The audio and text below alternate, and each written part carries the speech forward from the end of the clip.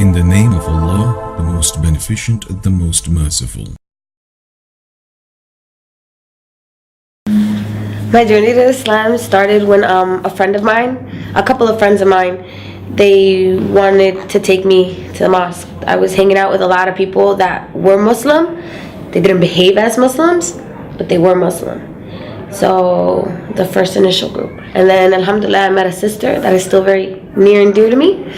And she actually took me to the masjid, alhamdulillah. But it all started, me wanting to go to the masjid came from me wanting something better for my kids. I was looking for something better for my kids because my life was very disorganized. You know, I come from a household where my mother was a drug addict. My father was a cartel. He was in the Colombian cartel.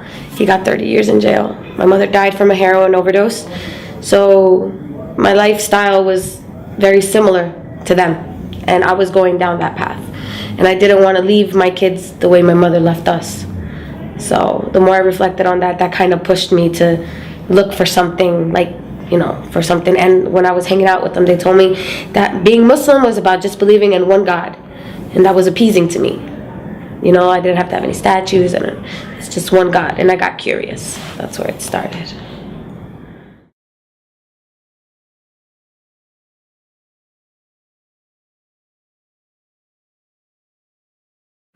The rest of my family did not react in a positive way to me being Muslim. It wasn't so much me saying La ilaha illallah that bothered them, because they're not Catholic to the sense where they're constantly in the church, or, you know, they just go to church when it's the palms or the ashes. But it was my attire that disturbed them, and the things that I changed. I no longer was Natalie that came in with the coronas and was like, hey, party over here, you know. I was now Natalie who was like, assalamu alaikum, how are you? And they're like, they didn't understand when I didn't want to go to a barbecue because they had pork. They didn't understand when I didn't want to go because they were drinking. They didn't understand that I didn't celebrate birthdays and that I wasn't going to celebrate a birthday. So, and they didn't understand how a person that was so fond of her 6-inch heels and her little dresses and her hair, I'm talking about extensions, eyelashes, nails, everything. They didn't understand how a person like that can turn into this. So they didn't recognize. One Christmas I went to visit them and they literally slammed the door in my face. They didn't recognize who I was. My cousin looked at me and was like, what the heck? So they didn't have a good reaction at first, but alhamdulillah, with time they, you know, they came to accept it. It's just something you have to push through. You have to push through it, and eventually if you hold on to it hard enough, they'll accept it. You know, I compared my dress attire to that of the Virgin Mary. I'm like, how do you pray to her and it's okay for her to dress like that? This is supposed to be the person that you think is the greatest woman on earth, you know, and you don't want me to dress like her. And that kind of shut them up. And then after reflecting, I guess, for a while, they realized, they're like, well, you know what, if this means you're not leaving the house drunk, and they're not calling us to tell us you drove yourself into a tree, or that you're high or whatever, then we like you like this. So they don't like it.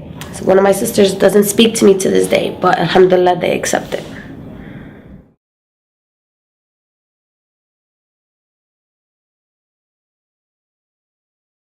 My first Ramadan was extremely difficult for me. Extremely difficult because I was new to Islam. I didn't have that many sisters in Islam. And, well, I had a lot of sisters, but I didn't know a lot of sisters, like to go to iftars and this and that. And it was my first year wearing hijab. It was in the summer. It was extremely long hours. I was also, you know, I come from a family where food is like, you know, we make huge meals all the time, and I had to cook for the kids. It was very difficult. But alhamdulillah, like, the thirst was the biggest deal. But once you push through it, and it just becomes, you know, it becomes easier. But the good thing is that the satisfaction you get when you do break your fast, of knowing that you accomplished it, and, you know, being there. What helped me was when I started to get with the sisters, you know, surround myself with these sisters, and like the bond you create with these sisters, that helped a lot too. calling each other, how are you doing? How's it going? I'm thirsty.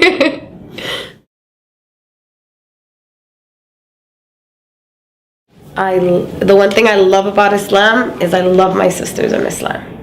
And I also love the promise of something better at the end, because nobody wants to do this forever, right?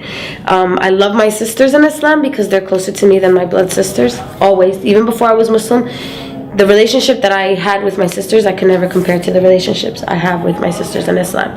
And I can say that that's for every single Muslim woman I know, revert, non-revert, like sisters in Islam. We're just, it's not like the friends I had at the bar that you go there and you're friends while you're getting drunk and you're only there to hold each other's hair if you're throwing up.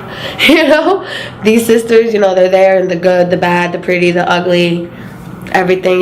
These sisters, even though they're not blood related to me, they're closer to my children than my family. They're closer to me than my family. So alhamdulillah, my favorite part is definitely my sisters in Islam.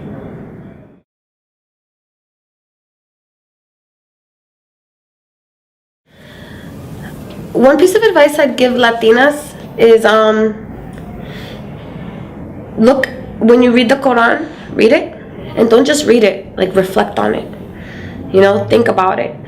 For Latinas, especially in my country, Colombia, it's very important, our appearance, our hair, our makeup, like our whole society is about how these women look, and that's the hardest thing. That's one thing that I know Latin women are like, what? Oh no, I'm not putting that on my head. I'm not walking around like that. No. You gotta think that you're more than that. You're more than what you look like. The person that looks at you has to see something else, and you have to realize that you're striving for something better at the end. You just have to have an open mind when you read it, and just know that it's beautiful. Every single word is beautiful, and every single word has so much meaning, and there's so much truth in everything. If you read one thing in the Quran, read the Quran. Read it. And if you find one thing in the Quran that you do not see true, then close the book and don't open it again.